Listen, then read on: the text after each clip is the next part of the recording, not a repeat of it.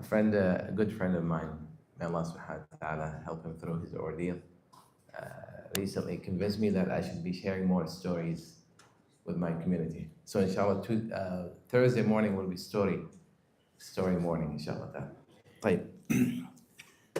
اللهم إني أسألك علما نافعا ورزقا طيبا وعملا متقبلا وبعد. A story that just caught my attention, and subhanAllah, yesterday I was sharing it with my children and they felt very inspired by it, so I want to extend it to you, inshallah.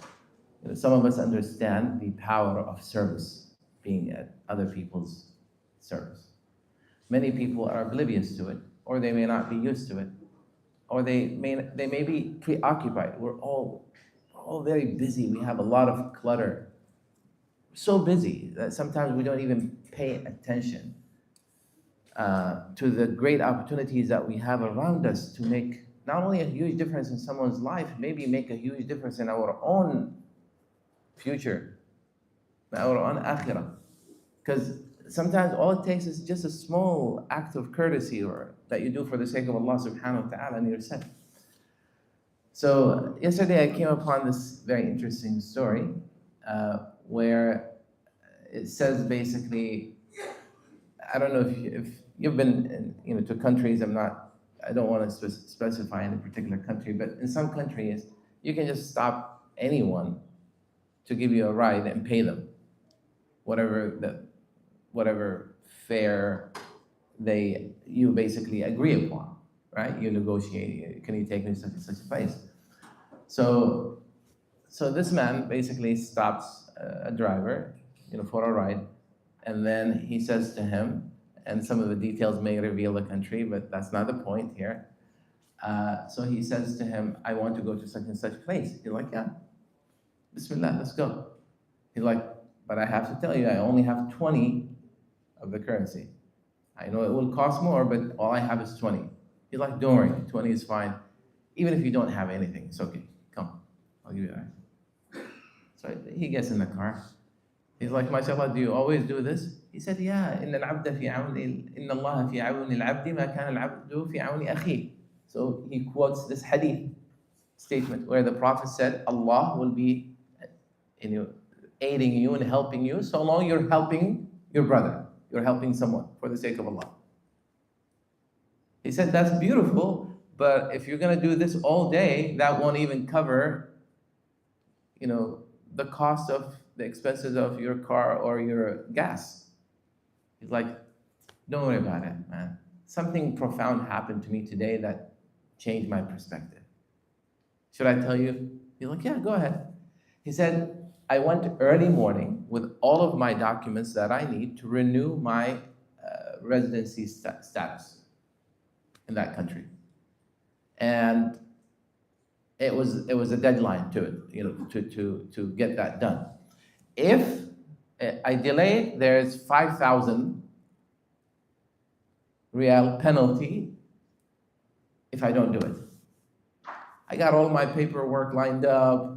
I got my documents from my sponsor and everything, and I go to the immigration services, and then the officer tells me that I needed to bring my sponsor with me. The sponsor had to be there. I said, but my sponsor gave me all these certified documents and everything. Everything is done. He's like, no, your sponsor has to be here with you. So he goes outside, calls the sponsor. The sponsor is like, I'm out of town, man. He's like, okay, I'll pay for your domestic flight. Just take a flight and come right now. He's like, no, I gave you everything that you needed. I don't have time. I can't come. Go take care of it. He goes back to the officer, explains to him, and he had a friend of his with him, very similar situation. So he explains to him, he's like, this is the situation, my sponsor is not going to come, and I'm going to end up, if I come back tomorrow or something, I'm going to end up having to pay the penalty. Please spare me, I can't afford it. It's like, I can't do anything for you. La hawla wa la quwwata. The two basically walk out thinking that there's nothing they can do. And then his friend spots this blind man, all blind man, is struggling to go up the stairs and get into the building. So he's like, let me go help him. He's like, dude, we need to figure out what we're going to do right now. He's like, come on, إن الله في عون العبد ما كان العبد في عون أخيه. He said, the Prophet said, Allah will be aiding you so long you're helping someone else. And we have nothing right now. There's nothing we can do, so we might as well just help this guy at least walk into the building safely. He's like, okay, yeah, you're right. They go, they help him. But sometimes we help someone and you kind of connect with them, and the man needed more help, so they walk him all the way inside, and they end up staying with him for an hour and a half, helping him until he finished everything, and then he went home. He made dua for them, he took a cab or something, and he left. Now it's midday, and his friend said, let's just go back to that officer and see if we can, we tell him that we tried everything possible and nothing worked. So they go back to that officer. He's like, nope, there's nothing I can do for you. Taqillah, this is the situation. Please help us, this, that. And he's like, I'm sorry. And then as they were about to leave, he's like, by the way, if you want to go try with my superior, he may allow you. So if he says it's okay, I'll do it. They're like, okay, why not? They go upstairs to the superior. They go into his office. They ask to speak to him. 3-star, what is it called? Captain. So he's like, what's the situation? Well, this is the situation, 1, 2, 3. He's like, that's it? They're like, yeah. He's like, give me your paperwork. So he writes on it something, he scribbles something on it, and then he gives it to him. He says, go back to the officer. They go back to the officer, he looks at it, he's like, okay. He finishes everything for them, he gives them their paper, they're done. And as they are about to leave, the guy becomes very curious. He goes back to the officer. He said, I went back to the officer and I said, by Allah, I want to ask you, what did he write for you that made you just do this? Well, he said, he wrote, finish their paperwork, whatever it is. فَإِنَّ اللَّهَ فِي عَوْنِ الْعَبْدِ مَا كَانَ الْعَبْدُ فِي عَوْنِ أَخِيهِ. That same quote. He quoted that hadith, the officer. So for Allah will aid a person as long as that person is helping someone else. My friend quoted it, reminded me, the officer received that from his superior. So I'm sharing it with you. He said to that old man that he picked on his way. So he said, from now on, whenever I have an opportunity to help someone, I'm just going to help that person, man. It's a message from Allah subhanahu wa ta'ala. That's why Ibn Abbas, who was staying in the masjid, will conclude with this. He's doing i'tikaf. I'tikaf. A man comes to him, whispers something, I need help from him. He's like, okay. He gets up and he breaks his i'tikaf. He leaves the masjid. And people said to him, wait, you're in i'tikaf. Where are you going? He's like, he goes, comes back after he finished. He said, this man needed something.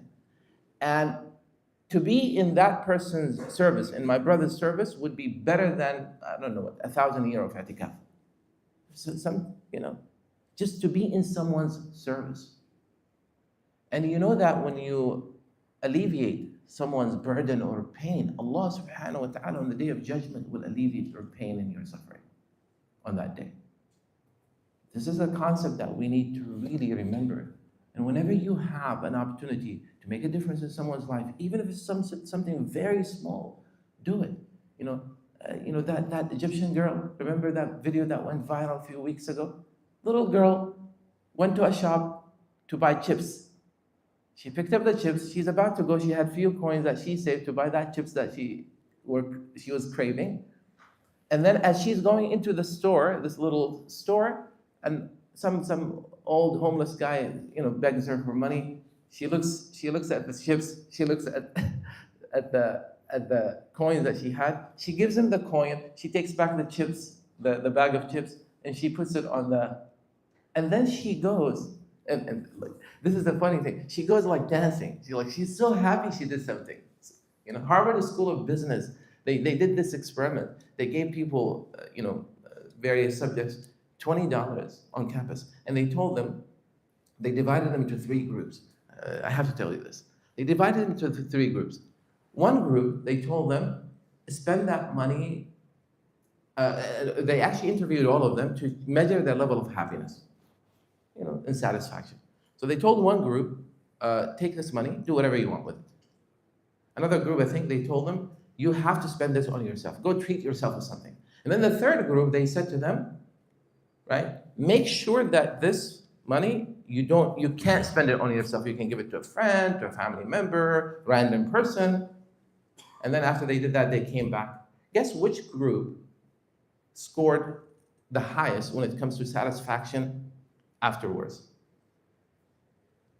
The ones that initially took that and they went and they treated themselves with a frappuccino or whatever for free. They were happy initially, but then afterwards, it's gone. But the ones that actually went and shared that with someone else or gave it as a treat to someone else and made a difference in someone else's life, right? They're the ones that score the highest in terms of their satisfaction or happiness level. So the article comes out saying, if you think money buys happiness, it does, but only if you think of not only yourself, but other people's happiness. Think about it, inshallah. Assalamu alaikum wa rahmatullah.